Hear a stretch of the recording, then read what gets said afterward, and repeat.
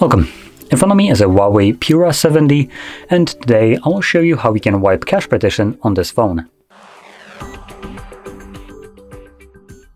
So to get started, hold your power button, and once you have the boot options visible, select power off. Now the screen will turn off. Give it a couple more seconds after that, just to be absolutely certain that the phone is off, and then hold the power button and volume up at the same time.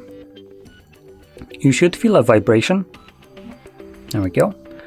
And after a moment, you will see the HUAWEI logo, at which point you want to let go of the power button. Couple more seconds and we should have our recovery mode visible, at which point you can let go of the volume up as well. There we go. And here, click on Clear Data, and then select Wipe Cache Partition. This will then begin formatting cache, and as you can see, it's fairly quick. So once it's finished, we're just gonna select back and then restart, which will bring us back to our Harmony OS. And there we go. So if you found this very helpful, don't forget to hit like, subscribe, and thanks for watching.